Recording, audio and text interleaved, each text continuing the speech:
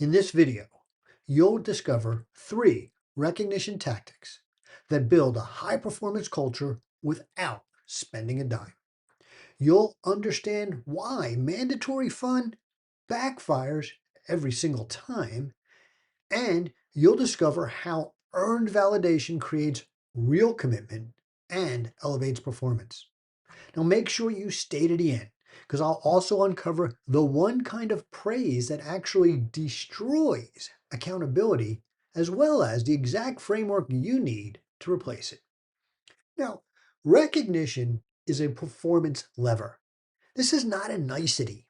See, when you recognize people with precision, engagement rises. And when engagement rises, productivity as well as retention rise with it. See, Gallup found that employees who feel recognized are 4 times more likely to be engaged. And that one data point alone is enough to justify taking recognition seriously. But there are actually countless studies that support this. And more importantly, they all confirm the same thing. Increased engagement drives greater productivity, higher profitability, and stronger company growth. Now, here's a bigger reason this matters. You see, the spillover effect is real. The American Psychological Association reports that when people feel valued at work, their overall well-being improves. They become more patient, more present, and more stable at home. So you're not only improving execution, you're improving lives outside of the office. So when you build a culture that validates real contribution, you're affecting far more than performance. You're improving the quality of people's lives well beyond the workplace, including the lives of everybody they interact with. Now, many leaders try to manufacture belonging through forced social events, what we in the Navy used to call mandatory fun. That always backfires. See, the effects are predictable and frankly also backed up by studies from Harvard Business Review, the University of Sydney, and many, many others. It kind of makes sense. You see, people resent being forced into activities they didn't choose. Let that sink in for a second. See, when you force people to do something, it erodes trust because the effort feels fake. Engagement drops because autonomy disappears. And as far as psychological safety goes, that just drops as well because, frankly, your leadership is going to feel inauthentic. Mandatory fun is a shortcut that never works. People don't want to be forced into belonging. In fact, you can't do it. It's impossible. What people want is earned validation. They want recognition for competence, contribution, and resilience. And this kind of recognition deepens belonging and strengthens overall engagement tremendously. Now, before I continue, I'd like you to go ahead and hit like so that this message reaches more leaders who might need it, as well as drop a comment with the recognition tactic you already use. And don't forget to subscribe so you never miss a tactical breakthrough. Now, if you're tired of buying food, swag, or maybe hosting events that, let's be candid, nobody cares about, you're not alone. I've seen this so many times. If you've ever bought pizza thinking it's going to lift morale and, you got the polite nods, thank you, boss, instead, and then at the end of the day, you got 5 giant pizzas that nobody wants. It's cold leftovers for lunch for the next week.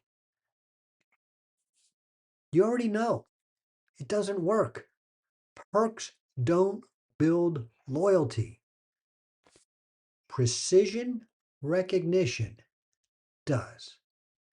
Now, I saw this under conditions that were far more demanding than anything in business. The early days of Operation Desert Shield, we spent 111 days at sea, with many of those doing 24-hour operations.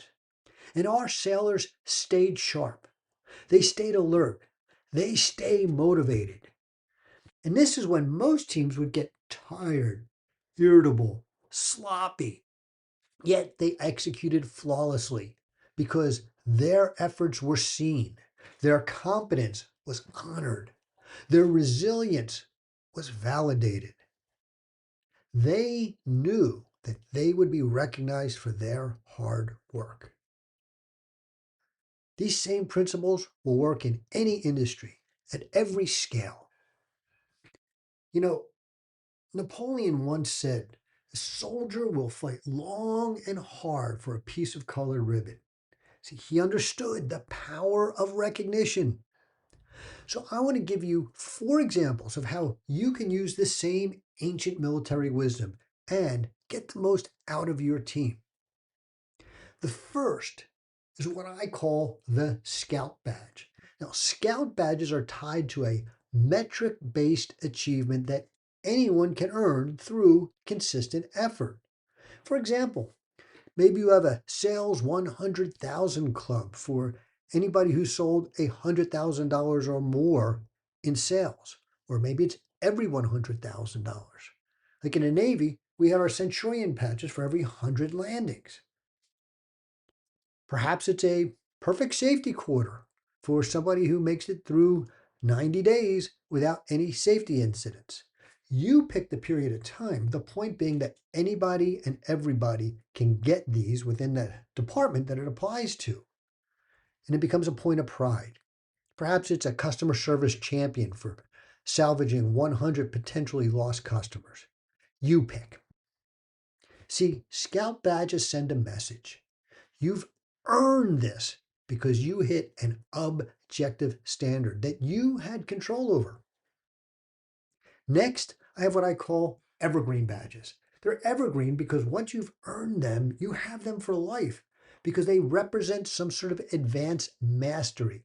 So it's not metrics based, it's skill and competence based. They identify deep capability and reliability. Here's some examples you might consider an operations expert. If somebody goes out and earns their Lean or Six Sigma black belt, they get recognized for that.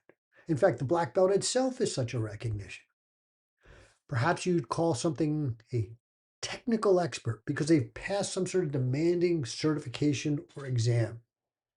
When I was in the moving business, for example, we might have an advanced packer because they understood every step and they could pack complicated, very delicate items safely. So evergreens give you a clear map of who is qualified to do what. So it helps you in your leadership, making sure you're assigning the right people, and it gives people something to aspire to. If you tie it into compensation, it becomes a true win-win because now you're signaling if you want to earn more, be of more value. And here's how you will know you've achieved it. The next is what I call campaign ribbons. Campaign ribbons commemorate an event that required grit, teamwork, resilience. We've got a Southwest Asian campaign ribbon for Desert Shield, Desert Storm, Iraqi freedom, etc., Vietnam vets. Military members look to these and understand that this is somebody who's been there, done that. You might do something like that for a product launch, a merger, a major crisis response. See, these also signal experience, and new team members will instinctively look to these veterans of those events for guidance, just like the FNG look to those who have been there and done that in military units. The last is, and you know I'm a hockey fan, the Stanley Cup. Only one team ever holds the Stanley Cup at a time.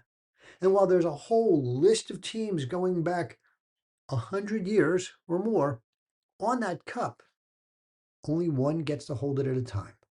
For you, you'd pick some specific achievement and then criteria for them to achieve it. And the holder gets to display it proudly for a defined period of time, at the end of which it needs to be earned again.